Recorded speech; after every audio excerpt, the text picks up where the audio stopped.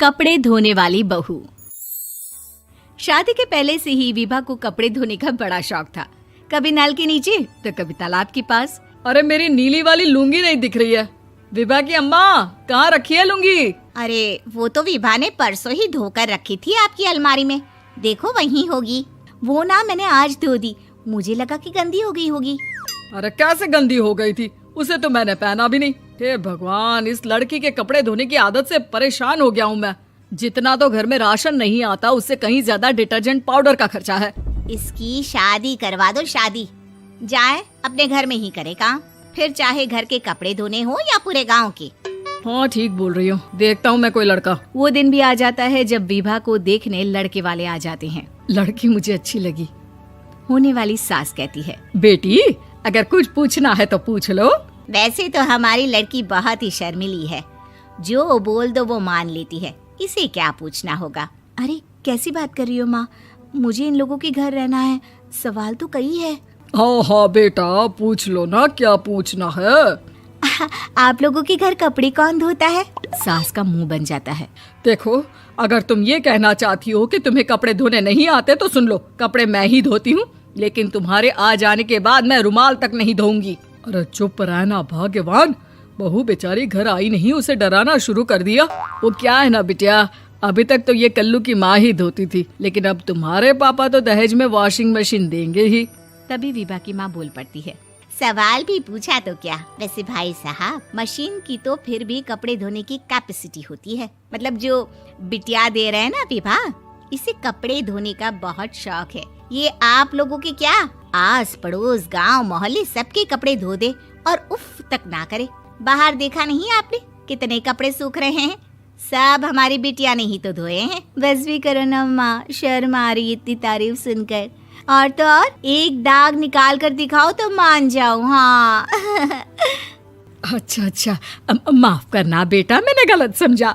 हमें तो रिश्ता बहुत पसंद है। और ऐसे जुड़ जाता है रिश्ता कपड़े धोने का शौक रखने वाली विभा का। उसकी शादी हो जाती है कोयला फैक्ट्री में काम करने वाले कल्लू के साथ। शादी के बाद अचानक विभा चिल्लाती हुई सास के पास आती है। सासू माँ, अरे सासू माँ कहाँ है आप? ये तो धोखा है, धोखा दिया आप लोगों ने मुझे। इसे ससुर के चक्कर के बारे में पता चल गया। अरे तो उसमें तुझे क्यों धोखा मिला है? अरे नल में पानी नहीं आता, कपड़े कैसे कब धुलेंगे? अच्छा, तू पानी नहीं आ रहा उसकी बात कर रही है। तो आपने क्या सोचा? कुछ नहीं। अच्छा, तेरी माँ ने कहा था कि कपड़े धोने का शौक है तुझे, याद आया मुझे। शौक बोलकर कपड़े धोने वाले मेरे जुनून को कम ना आके सासू माँ, कपड़ा धोना मेरा गुरूर है। तभी पति भी वहाँ आ जाता है। अभी मैंने इसे सनी देओल की फिल्म दिखाई है, उसी के डायलॉग मार रही है माँ। अच्छा सुन, साफ साफ बता रही हूँ, पानी सुबह 4 से 6 और शाम को 10 से 12 आता है, समझी? विभा टाइमिंग सुनकर हैरान हो जाती है। ये क्या भूतों का मोहल्ला है? सुबह 4 बजे उठकर कौन कपड़े धोता है? 4 बजे टंकी में पानी जाता है, फिर सारा दिन धोना ना, किसने मना किया?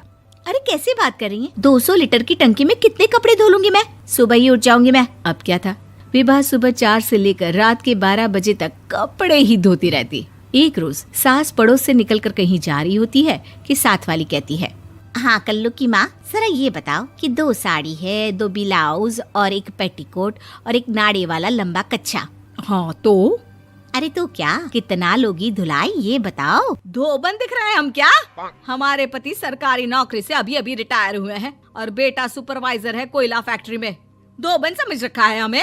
हाय रे कल्लू की अम्मा, माफ कर दो, वो तो मोहल्ले में यही सब बता रहे थे कि तुमने बहू को कपड़ा धुलवाने के काम में लगा दिया है। सास को पड़ोसन की बात सुनकर गुस्सा आ जाता है। वो घर पहुंचती है जहां घर के बाहर ही इतने सारे कपड़े सूख रहे होते हैं जितने कि किसी धोबन के घर पर। अरे ओ कल्लू की दुल्हन, बाहर निकल।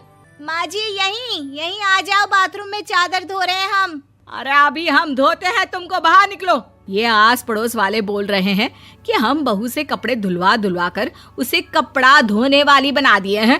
अरे छोड़ो ना माँ जी, किन लोगों की बातों में आती हो? आस पास के लोगों का तो काम ही होता है कि वो किसी तरह सास बहू को लड़ा दे। बहू सारे घर के कपड़े धोती है, ये क्या कम है? बोलिए। सास को भी लग जाता है कि वो बहू का ये सनकीपन नहीं छुड़वा सकती, इससे अच्छा है कि खुद ही चुप हो जाए। एक रोज सास और बहू मंदिर जाते हैं, जहाँ सास की साड़ी वहाँ खड़ी भीख मांगने वाली से मिलती है। माँ जी क्या बात है, आपकी साड़ी उस भिखारन से कितनी मिल रही है ना? हाँ हाँ, देखो तो दोनों की साड़ी मिल रही है। क्या बात है कल्लू की अम्मा, तुम खुद को तो अफसर की बीवी बताती हो और ऐसी सिंपल सी प्लेन साड़ी पहनकर घूमती हो। सिंपल और प्लेन नहीं है ये साड़ी। तो क्या सोने के धागे से फूल बने हैं? कुछ भी सासू माँ, कुछ भी। हाँ, बने थे इस साड़ी में सोने के धागे से फूल। मेरे पति लेकर आए थे मद्रास से स्पेशली मेरे लिए 10,000 की। ताहे भाई साहब इस भिखारन के लिए भी सेम टू सेम साड़ी लेकर आए होंगे 10,000 की। सास उस वक्त तो कुछ नहीं कहती, लेकिन बहू के साथ घर आती है और अलमारी से एल्बम निकाल कर लाती है। ये साड़ी देख रही है, ये वही साड़ी है जिसे मैंने अभी पहना था। इस साड़ी में ये जो चमकदार फूल दिख रहे हैं ना, ये सोने के धागों से काढ़े गए हैं। लेकिन तू लोकल वॉशिंग मशीन ब्रश से घिस घिस कर सारे फूलों को निकाल कर साड़ी प्लेन कर दी। मुझे माफ कर दीजिए सासू माँ। और तो और, जब मैंने तुझे तेरी गलती के लिए कुछ नहीं कहा, लेकिन तूने तो सबके सामने मेरा मजाक ही बना दिया। क्यों? बहू को समझ में आ जाता है कि अब से उसका कपड़े धोना बंद।